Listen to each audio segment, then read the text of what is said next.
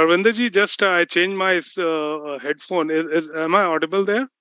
Yes, you are clearly audible. All right. Thank you.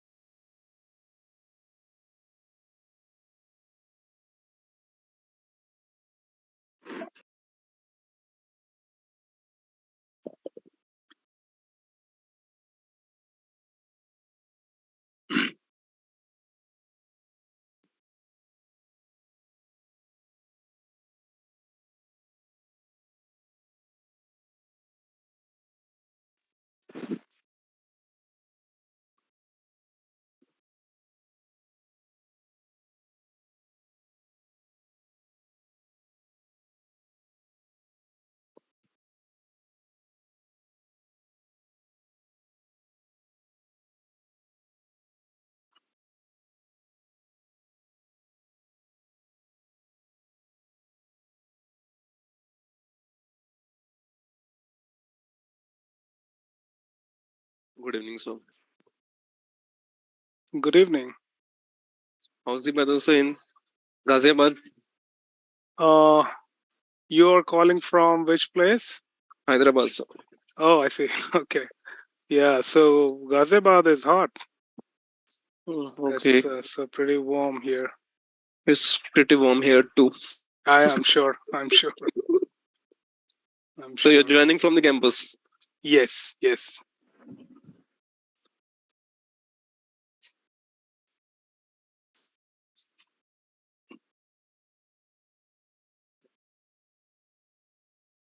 This is okay?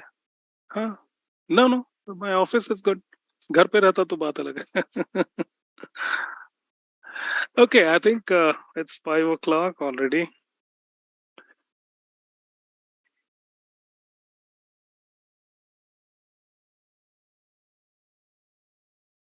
Dr. Harvinder, shall we start? I think you can. We already have more than 200 students, so I think it's Right. good time to start. Yeah, I think, and it's almost 5, right? It's 5 already. We are on time. All right. So let me start then. Okay, there are still people joining in. Okay. Maybe I'll wait for 1 more minute. We expect number to go beyond 300. I mean, in the day before yesterday, we had about 350, 400. Yeah, I see. I mean, most of the people are likely to join exactly on 5, looks like. Correct. Yeah, the number is like going up.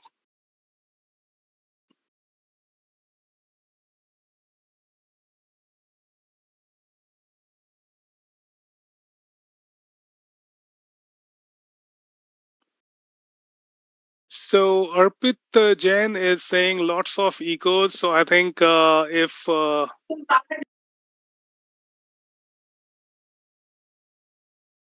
sir, the voice is quite very much clear. There is no echo. Oh, I see. But even otherwise, I think if you could just put everybody else on mute, that would be better. We will do it, sir. We will do it. Yeah, Okay. that would be better.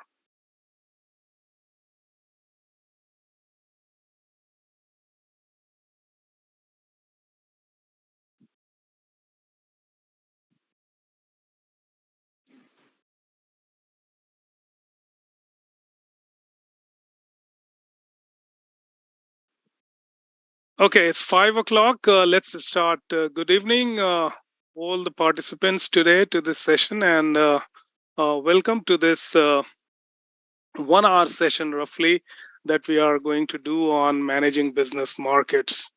So managing business market in different terms, we talk about it. So one of the way that we say is business market management. More popularly, you would have heard this term, I'm sure, B2B marketing, business to business marketing. So they're all interchangeable terms that different people use. We will stay with business market management or B2B marketing as we move ahead in this session. So we are, before we get into the session, a small introduction. And also, I was looking at the list of participants, and I was pleasantly surprised to see some of you are already connected with me on LinkedIn.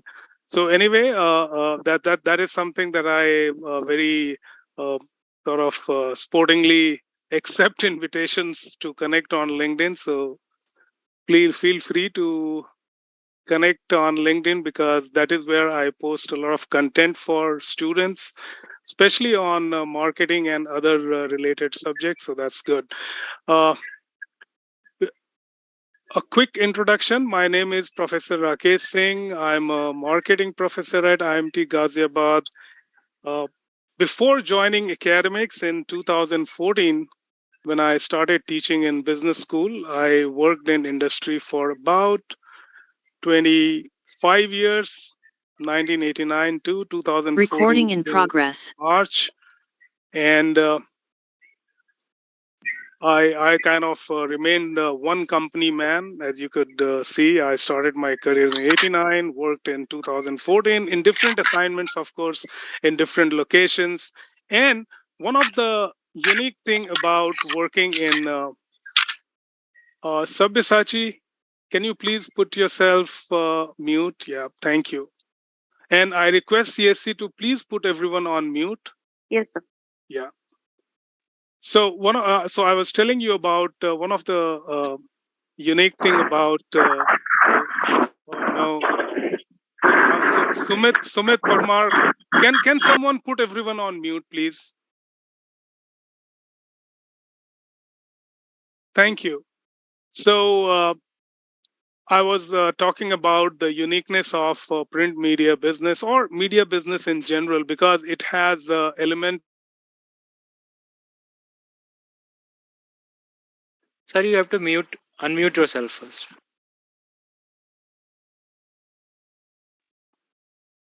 Oh, I'm so sorry. I started and I did not unmute myself. Okay, I'll have to go. So I should. All right. So, welcome to this session on business market management, also popularly known as B2B marketing or managing business markets, that you would say. My name is Professor Rakesh Singh, and I'm a marketing professor at IMT Ghaziabad. Before joining Academia in 2014, I worked with Times of India Group for almost like 25 years.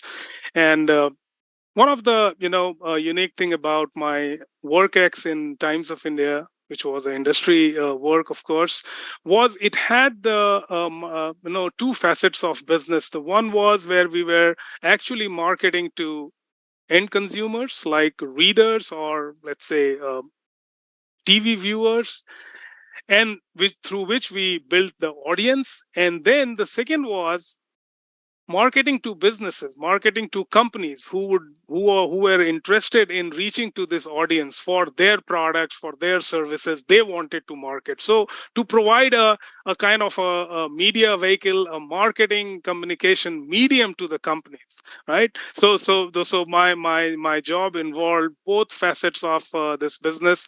Clearly 25 years went by very happily, very exciting and all of that. So when I talk about marketing, I do draw from a lot from my own experience that I had, and of course, so many other sphere of industry, examples that we can think of, and we bring in our class discussions. All right. So what we're going to do is on this evening, we'll start with watching a couple of videos, and I really want you to think about it, these videos, and then we will start our discussion around it. So first one is this video. Let me just play this for you. All right.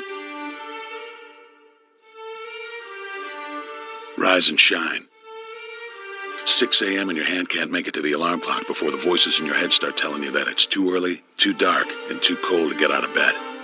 Aching muscles lie still in rebellion, pretending not to hear your brain commanding them to move. A legion of voices are shouting their unanimous permission for you to hit the snooze button and go back to dreamland. But you didn't ask their opinion. The voice you've chosen to listen to is one of defiance. A voice that says there was a reason you set that alarm in the first place. So sit up, put your feet on the floor, and don't look back, because we've got work to do.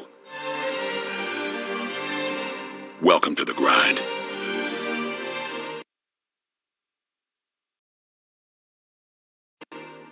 For what is each day but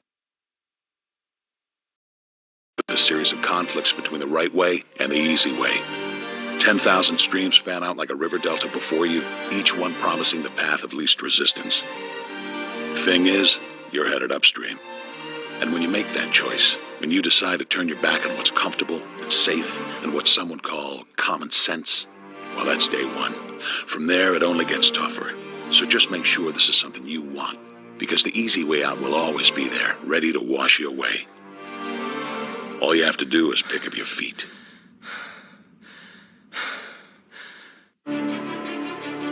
But you aren't going to, are you? With each step comes the decision to take another. You're on your way now, but this is no time to dwell on how far you've come. You're in a fight against an opponent you can't see, but oh, you can feel him on your heels, can't you? Feel him breathing down your neck. You know what that is? That's you. Your fears, your doubts, and insecurities all lined up like a firing squad, ready to shoot you out of the sky. But don't lose heart. While they're not easily defeated, they are far from invincible. Remember, this is the grind, the battle royale between you and your mind, your body, and the devil on your shoulder who's telling you that this is just a game. This is just a waste of time. Your opponents are stronger than you.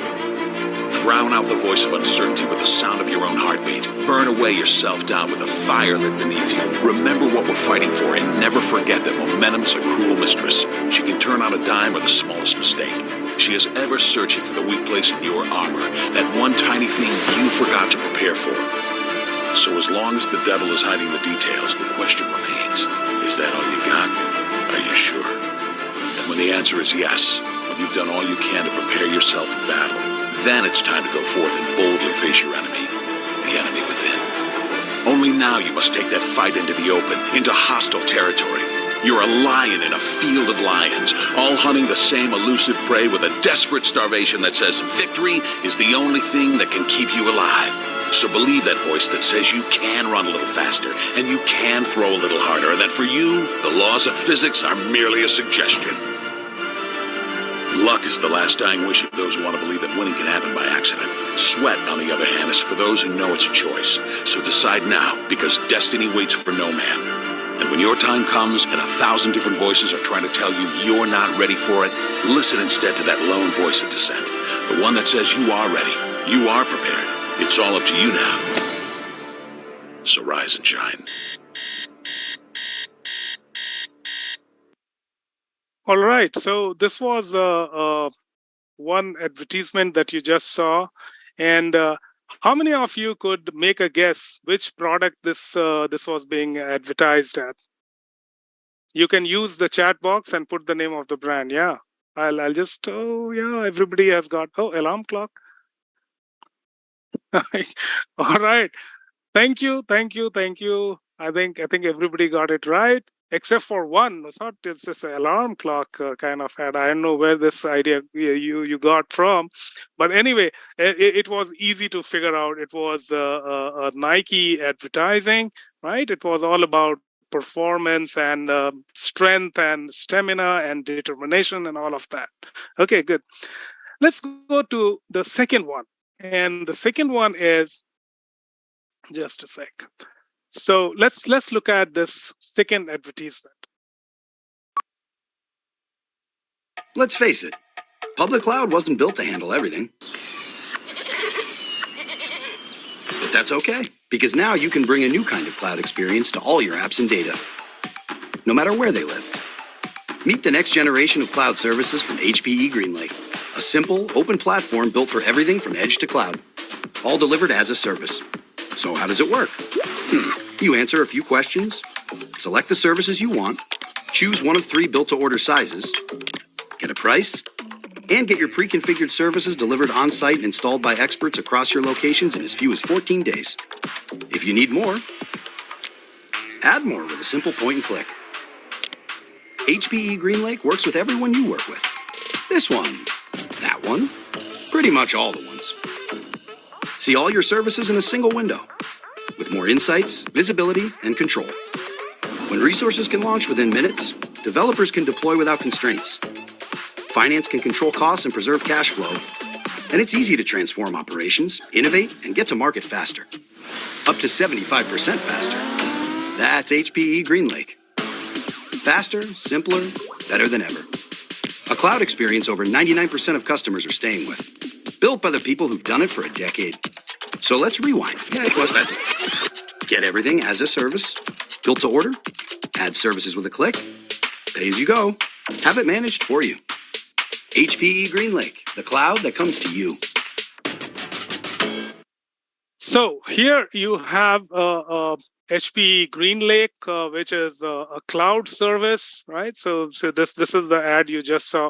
What I want you to just sort of think about, and if you could put it on the chat, what is distinctly different in the HPE communication and the Nike communication that you saw earlier? Just go ahead.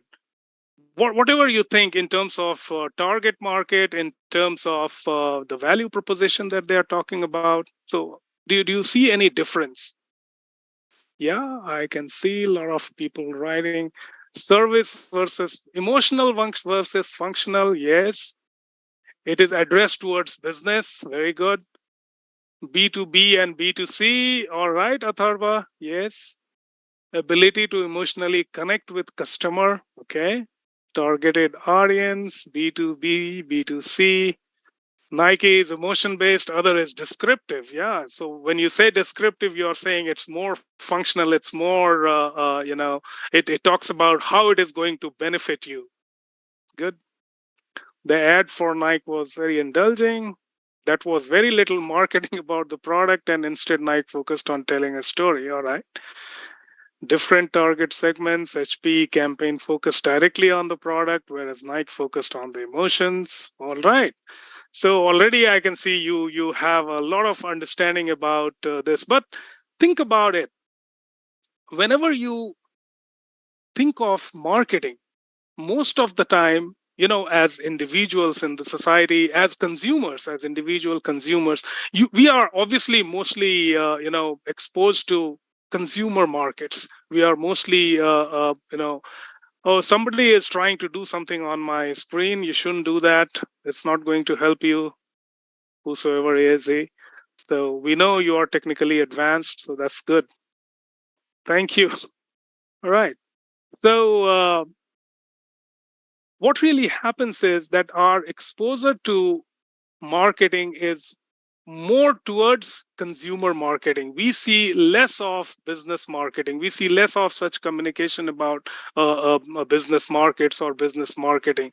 And therefore, it's not an exaggeration to say that business markets or business marketing remains invisible. The truth is, it is all pervasive, it is everywhere, but we don't get to see much of it. We see of it, of course, we consume that. So just to give you a sense, every time that you order something, say, for example, from many of these e-commerce companies, as a consumer, there is a B2B service provider who is fulfilling your order. So whether it is delivery or Blue Dart or any other company, they are basically business marketers who are getting material from an e-commerce and bringing it to the consumers like me and you, right? So we experience that. We kind of very much influenced by those services and all of that, but we don't see much of it. So this is something that I wanted to bring out in this conversation as we move ahead. Yeah, so this is a favorite quote from Dr. Sharad Sareen, who was my professor at XLRI. All pervasive yet invisible. Now, let me just give you a kind of sense that what business markets, so most of the time when we think about economy, consumer spending, all that comes into play. But the fact is, business markets is actually the invisible hand that drives the economy. And I'll tell you how. So typically, 50 to 60% of a country's GDP. Now, this is a very generalized statement, but that is a size of a business market. So if you look at India, say, for example, here we are about close to 2 trillion USD size as far as business market is concerned. So that is the size of a market. Just think about one company, HUL, Hindustan Unilever. One single entity alone. Pranav Gupta, would you please mute yourself?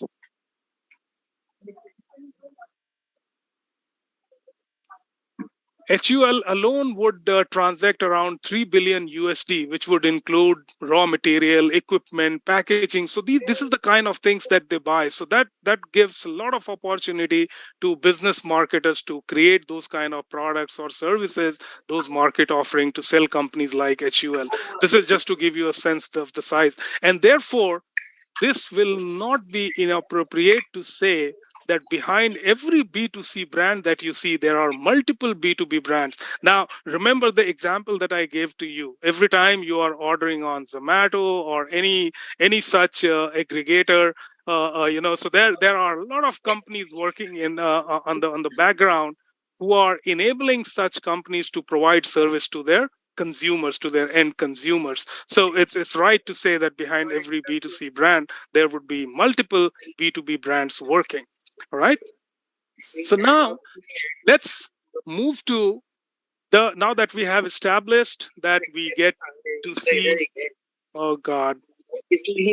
Can someone please mute all the participants? CSC, please.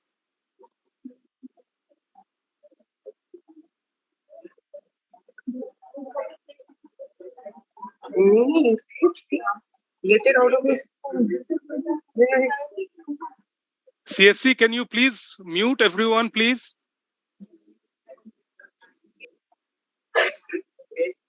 Not Afghanistan, it was Germany.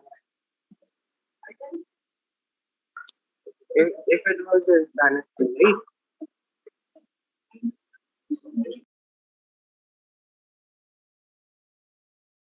All right. So now that we have established the importance of business markets, let's talk about what exactly is business market management. What do we mean by that, right? So basically, if in a very very simple way, or rather, I would say a process-oriented view, when we take about business markets or how do we reach them, it's essentially about understanding, creating, and delivering value to the targeted business markets and customers. That is what a single line definition. This is what managing business market is all about. That how do I understand what constitute customer value, how do I create that customer value through a right kind of market offering, and how do I deliver the value through a channel of distribution or having my own sales force and service teams and all of that, right? So that's how and what constitutes business market. Therefore, what are business markets? Business markets are firms, institutions, governments who are acquiring goods and services either for their own use. So say, for example, they could be so let's say for a institution like IMT, we could be buying material like computers and everything that we are making use of it here, right? So we are making use of those computers, or to incorporate into the products or service that they produce. So this is one part of it, or it could also be that companies would be also getting those to do resale to other firms and institution and government. So it, as you could imagine, it's a huge basket of types of customers that exist in business markets. So that is what it's all about. However, when we Mugdha Sharma, okay. So people are joining and they are not muting themselves. So that is the problem. Okay, now she is muted. All right. So whenever we are thinking about business market versus consumer market, a very important point that you need to remember is, though there are certain product categories which would be only for business markets, say for example, steel sheets or steel rods, right? Those kind of thing, or machines, right? So many machines, big machines which are used in manufacturing, they would be like specific to business markets, but there would be whole array of consumer products which will also be marketed to businesses. So just to give you a very simple example, so think about when you are as a customer, as an individual customer, when you go to HP retail showroom and you buy one computer or a laptop from there, that is a consumer transaction. Remember, the product is same. You are buying a laptop. It's a consumer transaction. But again, you as a purchase manager of your company, you realize that no, I need to buy 25 computers or 30 computers or 50 laptops for my staff. Now, when you are executing that purchase, then it becomes a business market transaction.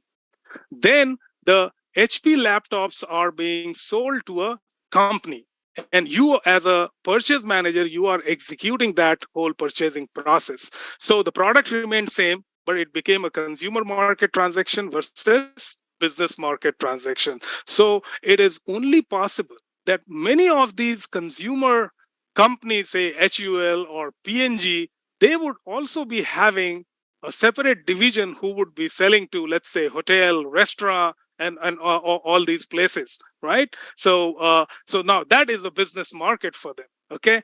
Similarly, as I was giving you an example, think of I keep coming back to the Zomato example. Think of Zomato as a company. Now they have got two types of customers to market to. One is people like me and you, individual customers, but they also have to take their service. What is their service? They are providing access to the restaurant owners. So they are marketing to the restaurant owners that if you come on Zomato, you will be able to, get more business and things like that, right? So what we are saying here is that the product need not necessarily be characterized as a consumer product or a business product, not necessarily, though I said as a qualifier that there could be certain product categories which are essentially meant for businesses. Say, for example, HPE, cloud services, individual customers will not need it. It will only be needed by businesses, even if it is a small business, but it has to be a business, right? So the consumer market transaction and business market transaction is the right way to look at the difference between consumer marketing and business marketing. So that was the point I was trying to highlight. All right. Now, you would notice that, and many of you put that on the chat, that when HPE was talking about its service, they were talking more in terms of benefits. They were talking about the functional benefits, what all you can do with the cloud service and all of that. So business transaction or marketing to businesses would always involve more functional transaction happening. So there will always be some kind of a give and take, that why should I buy this product? What is the benefit that I'm going to get from this new machine or from this new attachment that is coming to the machine? So, I mean, just to give you an example, therefore, it is not very uncommon to see in business markets, there is a higher degree of customer centricity. There is a higher degree of customer orientation, and it could go to sometimes like a real razor sharp focus on customer requirement and how do we serve the customer best. So in my own earlier experience, the company I worked with, now by this time many of you know, I worked with Times of India Group. So one of the things that we used to have on the back of our visiting card was this, that I will not ask for customer business unless I am reasonably sure of adding value to her business. Now, that was the kind of guiding principle that we had. So therefore, before we go to a customer, we wanted to be very sure that have we studied the customer very well? Do we understand what is the customer is looking for? And therefore, we are in a position to craft the right kind of value proposition and communicate to them, right? So business markets are, or when you serve business customers, this kind of a razor sharp focus on customer requirements is very, very normal. And that sort of sets it a little different from consumer markets. Not for a moment I am suggesting that in consumer marketing, you don't have to focus on customer need. Of course you have to. But here it is much more on a between the marketer and customer, it's like a deeper understanding about the customers, right? And I'm going to explain that to you in a little more detail. So think about the kind of linkages. So if you picture this, that there is a marketing function. So think about a company like, let's say, L&T. Okay, so L&T Engineering. So think about that company now. The marketing function in that company, they are a business marketer. So marketing function in that company has to have very strong internal linkage with their own organization. So say, for example, the manufacturer functions in the organization. At the same time, they have to have external linkage, which is about their customers, right? So now these two linkages, they have different kind of implications for the marketing team, for the business marketing team, or let's say we are talking about L&T for the L&T marketing team. Now, what is that? Now, because the customers are having their own external environment, so there could be change in environment which will bring down the demand or increase the demand. So business markets will always have a derived demand. What does that mean? Say, for example, if the demand for car goes up, then the demand for steel will also go up, the demand for rubber will also go up. So that is why we call it's a derived demand. It's a demand is being driven by the consumer market. Okay. The second is, when we think about the customer side of it, the buying process. Here you are in consumer marketing, there are individual customers who are taking buying decisions. Here, firms are taking buying decision, thereby meaning there are multiple people involved in the buying process. It is not one individual who is taking a call. Okay, so here the communication has to be directed in such a way that it has to be presented in such a way that it appeals to the key stakeholders. The third thing which can happen about customer is that there could be in certain product categories, say for example, if you consider automobile as a business market, the chances are that you would be having geographical concentration of such customers, say for example in Gurgaon or in Tamil Nadu or in Pune, right? So that is it is not like spread all over the place in the country. So there will be certain pockets of your customers. Now, when you come to the internal linkage, so within the company of the business marketing firm, the technology is at the forefront. So there will be a lot of emphasis about technology. So what kind of technology that we should put in our product, which will help us to solve the customer problem, which will help us to give some benefit to the customer. So there will always be emphasis on getting newer technology so that we are in a better position to provide benefit to the customer. The second is about levels of customization. So each customer will have a different kind of situation for them.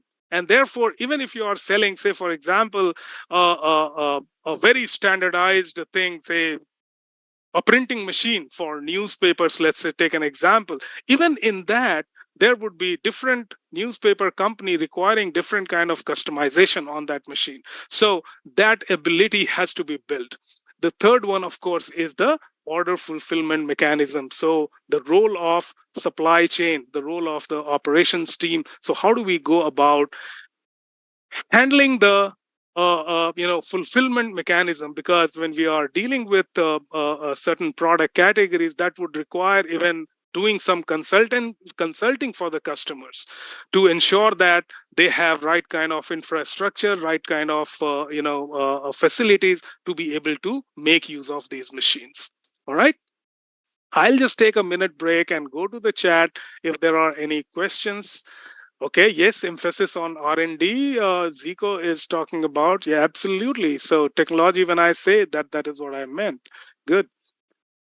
All right. Let's see, is Zomato B2B or B2C or both? Now you know the answer. Value delivery involves everything necessary to ensure that paying customer is happy customer. Order processing, all right, that's right. How to create value for business, very good. So I like this question. I'm going to talk about it. Is a middleman necessary for transaction to be termed as business market transaction? No, not necessary. No, middleman is not a necessary condition. Okay. 60% of GDP, we mean a healthy business market, right? In most cases, often such ideal condition to the company. All right. So the 60% of GDP is not about, this is like a kind of total size of the business market.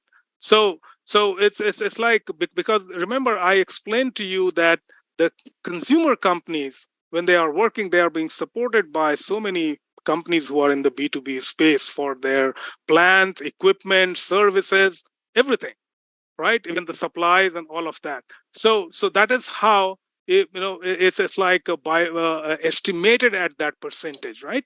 So good, thank you, and let this comments be coming in, and we make a move from here.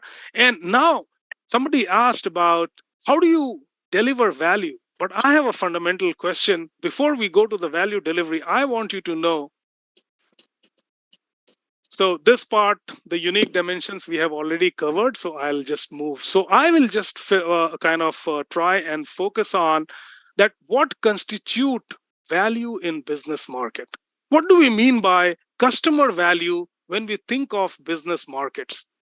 Consumer market, value is different. Business market value is different. I'm going to focus on what do we mean by customer value in business markets. So value is, in business markets, customer value is the sum total of all the benefits which should be net of the cost. Now, listen to me carefully. What we are saying that there are different kind of benefits that can come to a customer. Now, what are those benefits? Economical, technical, service, and social. Now, let me give you an example and help you understand this. Imagine you are a general manager production of a company, and you realize that the machine that you are working on, it's outdated. You want to buy a new machine, right? So what you are basically looking for is a new machine. Now, I am a marketer who has come up with a better machine, a new age machine, and I am trying to market that machine to you. So what I'm going to tell you is that, look, this machine is so efficient that it is going to increase the production output.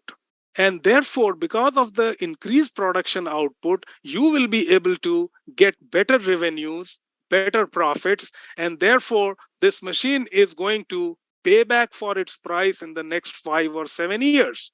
Now, that is the economic benefit that you are getting. That's your economic benefit. It's going to pay back. Okay. So the investment is going to come back to you in the form of enhanced revenue and enhanced profit. What is the technical benefit? The technical benefit is that because this is an advanced machine, this is going to require lesser maintenance. You are going to be having lesser downtime. It is technically sophisticated, so therefore, within your industry, in the customer's industry, you will also have some kind of a technical advantage over your competitors. You will have a more sophisticated machine. That is the technical benefit. Of course, there will be some service benefit as well, because what I'm going to do as a business marketer of that machine is I'm going to tell you that, look, this machine requires only annual service, and for the next 5 years, the service contract is included in the price of the machine itself. So we are going to give training to your employee. Now, all of this is a service benefit, that how to run the machine, how to maintain the machine, right? How to work with the service team, all that is part of the deal. Then you would have noticed that all the three, economic, technical, and service benefit, we can actually quantify it. There is a way that we can talk in terms of rupee or dollar, whichever country that you are in. So you could actually quantify in the. Now, there is one more thing about social benefit. What about that? Think about it. So most of you talked about, when you looked at the Nike ad, you talked about emotions, and you talked about people's affect and things like that. Now, what really happens here, that in business markets also, there are some social benefit, difficult to quantify in monetary terms, but just to give you a sense, extending the machine example, the social benefit that you as the general manager production that you're going to get is that if you are buying that new cutting edge technology machine, you are sending out a message to in your peer group, in different companies, in your production circle, that, this guy is really focused on technology. He loves to work on newer technology and all that. So in a way, you as the lead purchaser, you are getting a sort of satisfaction out of bringing in a new machine. Now, this is not the only benefit. Remember, social benefit that is why it is coming towards the end. The second social benefit could be that this machine may be a very safe machine to work with. Therefore, it provides worker safety. So what you're saying is that, well, by buying this machine, I am also making my workplace or the plant a safe plant, right? So all that comes under the social benefit. And that is what we are talking about. So all these benefits put together minus the cost that you are going to incur in procuring this machine. So what kind of cost that we incur? So there will be cost in terms of the salvage of the old machine. There will be cost in terms of putting an advertisement, maybe hiring a consultant for executing this purchase for the new machine. All that is your cost. So what you're going to see is that, okay, this is my benefit minus this cost. And then you will look at what is the price that I have to pay for it. Okay, so remember, all business transaction will have two components. One will be the value and the second will be the price. Price is not considered when we are talking about value. Price is a component. It's a separate component. And that is what we are talking about here, that market offering. So like I am the marketer. So in my market offering, I have two things to offer to the customer. One is the value, which is the sum total of all these economic, technical, service, and social benefit. And what is the price that I'm going to charge, right? And this is where one of the biggest difference of consumer marketing and business marketing comes. Listen to me carefully. So there is this equation called fundamental value equation. So what we say that, say for example, you are considering my machine, so I am company F. And there is an alternative also available to you, which is A, company A. What you are going to do is, as a customer, you are going to say that what is the difference between the value and price that you are getting from me? What is the difference between the value and price that you are getting from the next company, which is the alternative? If the difference between the value and price is higher than the alternative company, difference of price and value, it is likely that you are going to purchase my machine, because that is what constitutes this difference between the price, value, and the price is the customer incentive to purchase. Now, what does this equation tells me? That contrary to popular belief that we must compete on price all the time, the lowest price will get the order. That is not true. As you can see in this equation, I don't have to, if the alternative company drops the price, I don't have to drop the price. I can always enhance my value and I still can maintain that bigger difference over the alternative company. Okay, how do I do that? Well, economic and technical, I will not be able to change, but I can throw in some more service benefits, right? Which will enhance the value of my market offering, and therefore I'll be able to have a competitive edge over the competitor, right? So this is how it works, okay? Now, I'll just give you an example here, and this I think will clarify many things that you could be having in your mind. Is long ago, that was it's a really, really old story, but very useful story. So in the late 90s, the company where I worked, we were contemplating of changing, our older machines that we had, printing machines. And there is this company called Manroland. It's a German company. Before that, we were using some Indian machines, which is called Newsline 45. Now, Manroland Germany, when they came, they knew that they had to convince our company here on that kind of an investment. So what did they do? They did not come and tell us that, look, this is the machine, this is how it works, this is the price, take it. No. What they did, they came and told us that, look, this is how the media business is going to grow over the next so many years. This is how your competitive landscape is going to change. You will have to compete with TV and digital. And therefore, newspaper advertising has to be more innovative. Now, you need that kind of capabilities to be innovative. Otherwise, you will not be able to survive in the market. The second thing that they talked about is how the market is going to expand.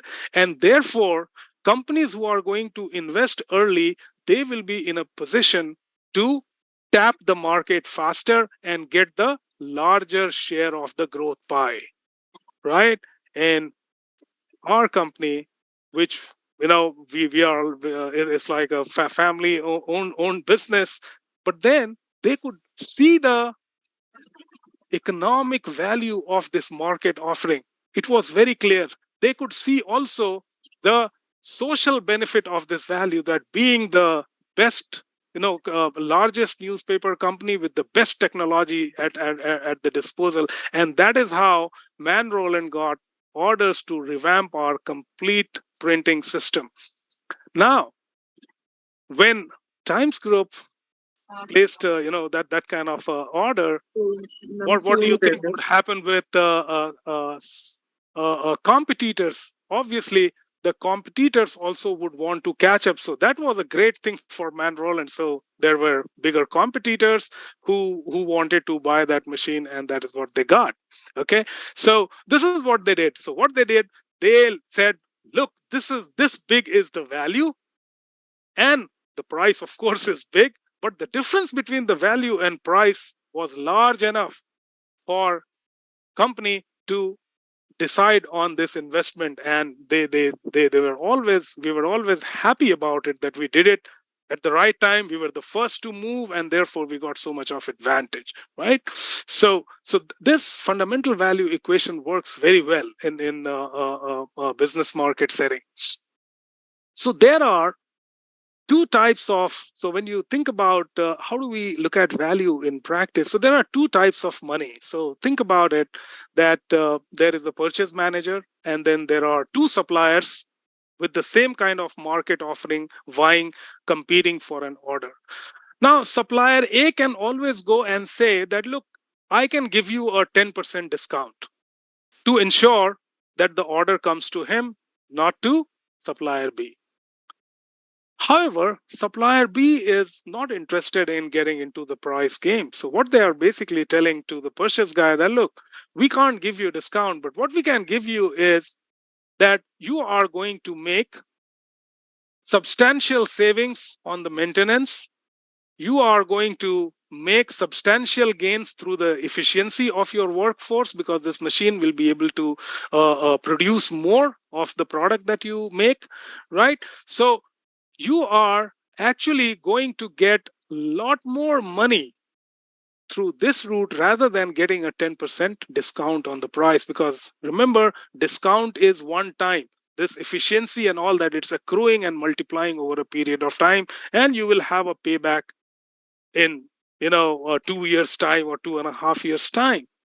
Now, all that I'm telling you is easy to say, and therefore what you have to do is, as business marketer, is saying this alone doesn't make sense. So value assessment is a really, really intense job. And what we need to do as business marketer is to show that how you have to demonstrate that how this value is going to accrue to the customer, how this value is going to go to the customer, and therefore document it, give it to them.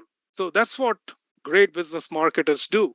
So they will demonstrate it, that, okay, this is how you are going to get all these benefits and the value of each of the individual type of benefits, and then they create a document and give it to their customer. And the customer, therefore, so imagine the purchase manager has got a document. It is much easier for the purchase manager to go to the boss of the purchase or the functional head of the company saying that, look, this is what we have got. If we go with this company, if we go this market offering, we are going to get these kind of benefits, right? And so basically demonstrating and documenting superior value is one of the most important thing at the end of business marketer. Without that, it's difficult to get customers. So it must be done. So first, we must know as marketers, what is the benefit? What are the hot benefits that the customer is looking for? Are we in a position to demonstrate those benefits and document it and give it to the customer, right? So that's a very important thing. Okay, so let me go back and see if there are things in chat. Okay. Oh, okay, let's see. There is a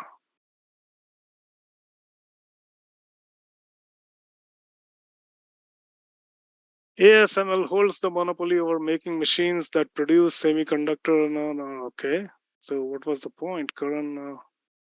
Mhm.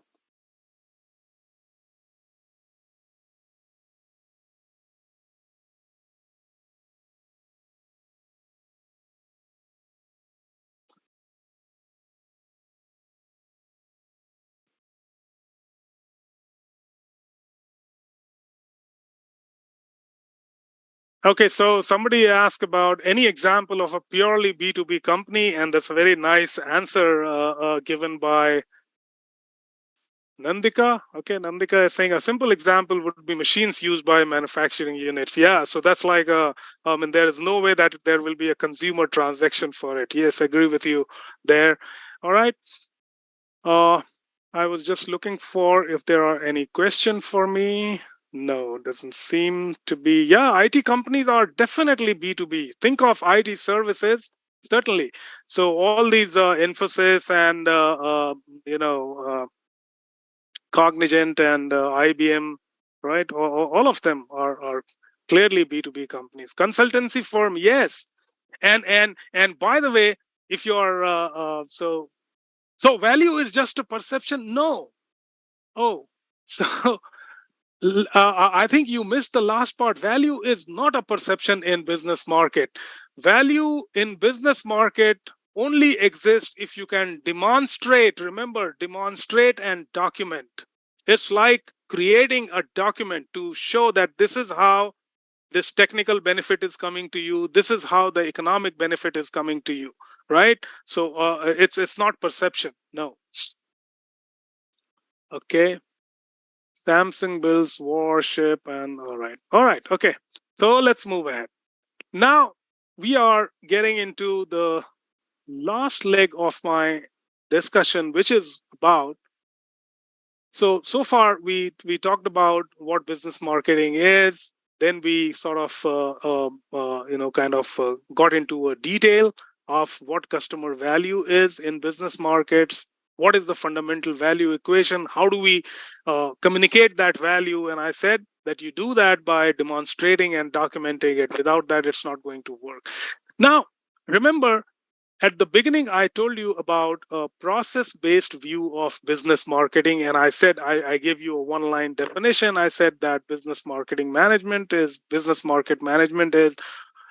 all about the process of understanding customer value, creating customer value, and delivering value to your targeted customers. Let's look at each of this one by one. What do we mean by understanding customer value? So there are different components of it. So market sensing is the first one. So what do we mean by market sensing? We want to understand the customer's business. So what kind of business that the customer is into? Remember, when Manroland wanted to sell their machines to Times Group, they knew what is the business. Our business was, we were not in the newspaper business, we were in the media business. And that is how they brought television, digital, and all of that. Okay, so market sensing is all about how do I know that what kind of business context my customers is operating in, what about that business, right?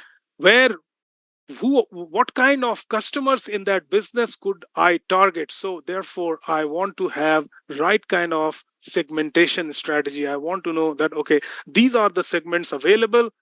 We will be in a position to understand what kind of benefits they are looking for these particular segments, and this is where we will go to, right? So that is one. The second is, how do I understand firms as customers? So how do I know that the target segment of customers, how do they execute their purchase? What is their buying behavior? Are they, say for example, if you are selling to MSME segments, if you are marketing to MSME segment, there the buying behavior is going to be completely centralized with the owner of the MSME, or maybe one or two close manager of his or her. Whereas if you are dealing with a very large organization, if that is the segment that you're looking for, there you could be having a buying team. And that buying team would consist of several levels of people. So knowing about each members of the buying team, what is their trigger, what is their different benefits that they are looking for, right? So that understanding is all part of understanding customer value, and based on that, all of it, you want to craft a market strategy. So what is it that you want to practice? Do you want to practice product leadership? Do you want to have customer intimacy? Do you want to have operational excellence? What strategy you want to practice or you want to deploy is clearly a function of the previous two steps that we talked about. Which segment,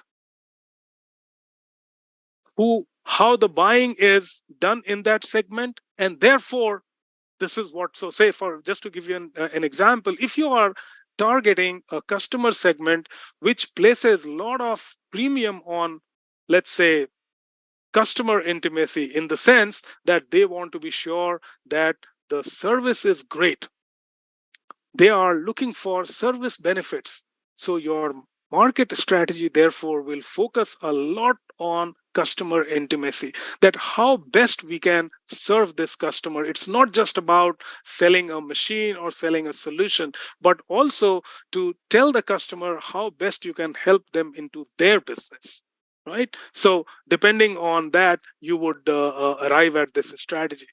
The second part is about creating value. Now, once you have figured out that, okay, this is the strategy that we are going to use, now you want to put together your market offering. Remember, in business markets, we do not use terms like products and service and all of that, because most of the time they will be a combination. So what we are basically talking about is a market offering. A market offering will typically be a product or service, plus there will be some kind of a program, there will be some kind of a system element to it, right? So say, for example, if I'm SKF Bearing, so bearing is my product, right? I could be giving you some service along with my bearings, and I could also be giving you some kind of a program. So it could be like, say, for example, a credit program, that I'll give you material on 90 days credit. Now that is a program.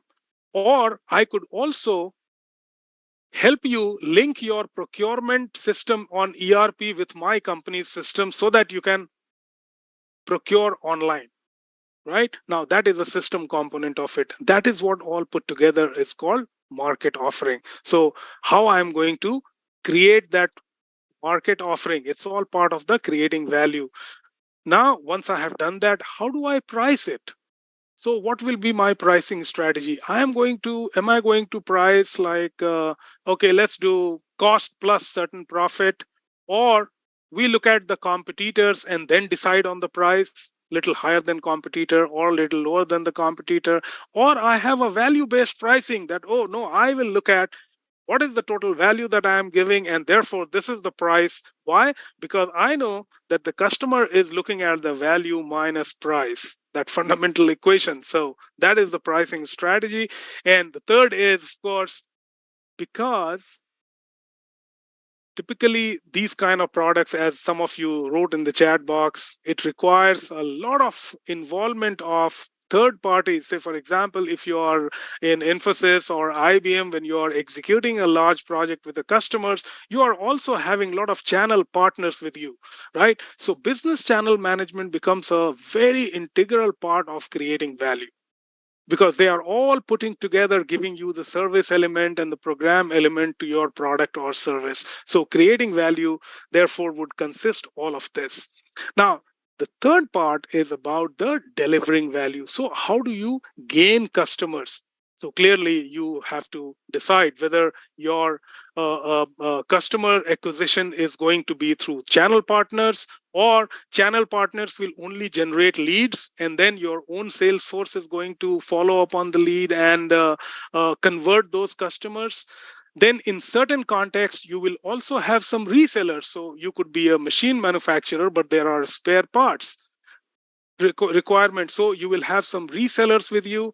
who will be able to serve those customers, right? So all of that is part of delivering value, along with how do I sustain the customer relationships. Now, why is that important? Because you not only, once you have sold something, marketed something to your customer, you are also looking at opportunities that how best again I can create some more value for the customer. Is it that I can create some more service? It's only possible that you are not changing the machine. You're not asking the customer to buy a new machine, but you're saying that maybe you need some CNC control on your machine. Now, that is a value add that you can do.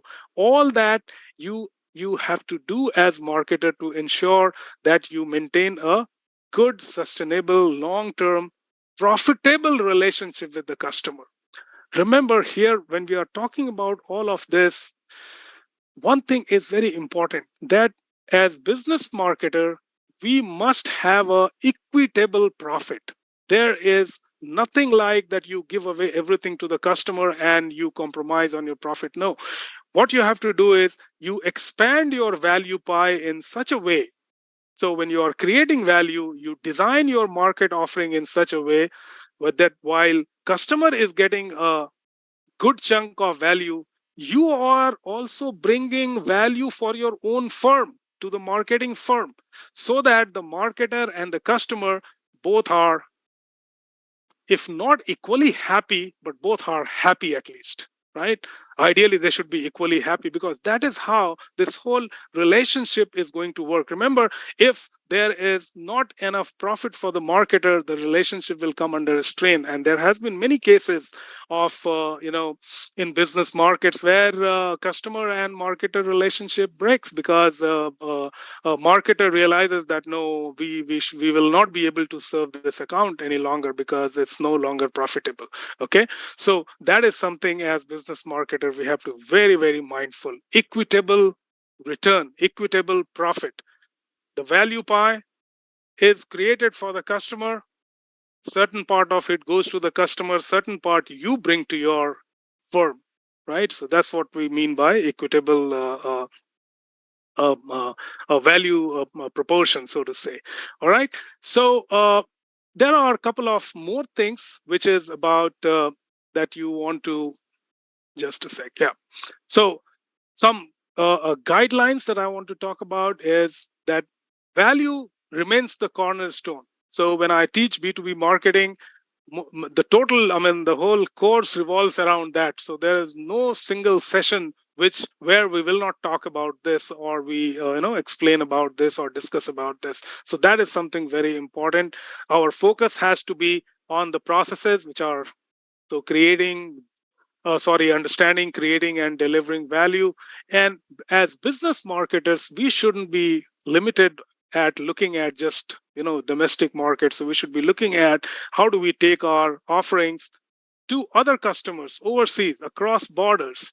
And of course, we have to have working relationship and build business networks. I was mentioning to you that the channel that we are talking about is nothing but a collection of actors which will become part of your network, value delivery network, right? So think about when you are marketing a machine to a customer, you would need different kind of partners who will execute the logistic aspect of it, partners who would also take care of, just in case if your customer requires some changes in the plant fabrication.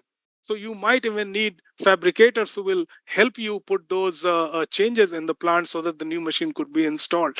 So you always work with a network of partners. So that becomes a very, very essential part in business marketing or business market management. All right. So I think it's about time, 6 o'clock.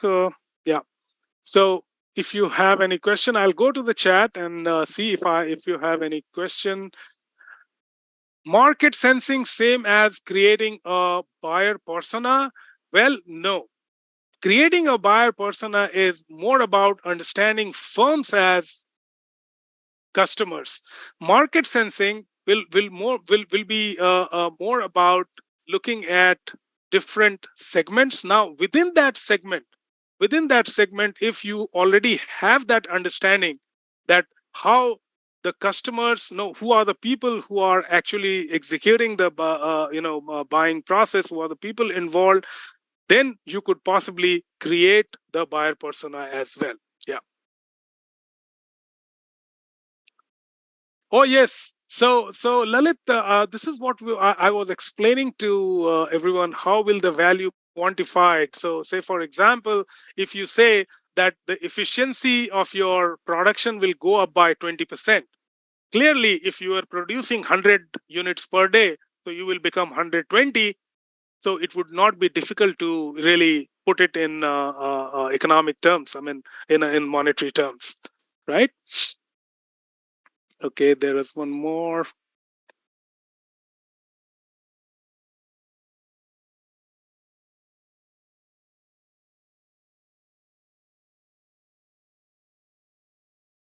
What are the major factors involved in choosing the pricing strategy? Akshita, I hope you heard that I told you there are different options which companies can exercise. Uh, More conservative options are like cost plus pricing or competition based pricing. But we certainly recommend to those marketers who can actually do that is do the value based pricing. So ensure that the pricing is such and the value pie is such that the difference between that is always greater than the alternative offering. So that is a good way of, because remember that why we suggest that, because that is the only way you can bring some value to the firm as well.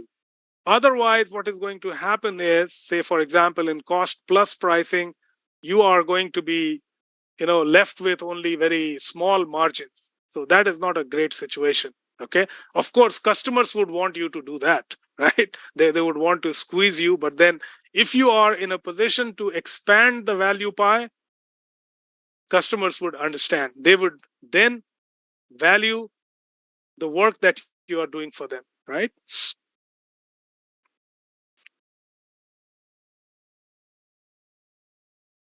Oh, very good. So this is a very interesting question. Oh, so let me just take this. So the question here is that, well, you are documenting this, but how would the customer know that this is credible? That's a good question. Now, what do you think? It will become credible only when in the customer value assessment process, customer is also involved. So most of the time when you do customer value assessment, you keep the customer involved. You do all the work, you demonstrate, you document, and give it to the customer as if it is his own report. Because he has been involved in that, he has seen all of this.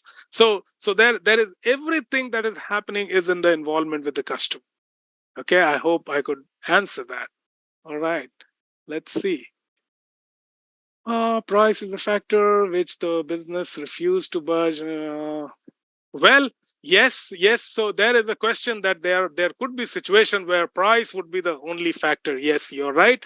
There could be situations where, especially in government sector, but let me tell you that even government sector is now loosening up a bit on this, and they do have certain qualification criteria, and it is not always the lowest price who is going to get the, so because with the price they also see the benefit aspect of it.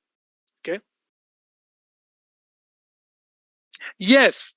Ushab Sethia is asking that, is it like applicable to B2B market process? Yes, that's true. Yes.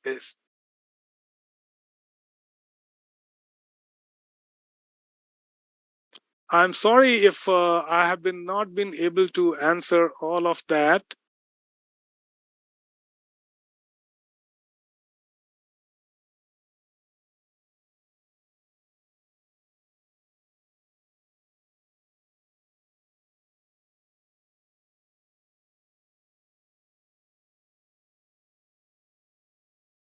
All right then. So that's it from my side. Okay.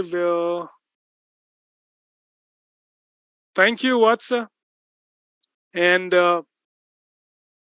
I hope I could, of course, in 1 hour session, I couldn't have answered everything, but then I have to leave many things for you to, when you come here, maybe you will ask me these questions and I'll be happy to answer. All right.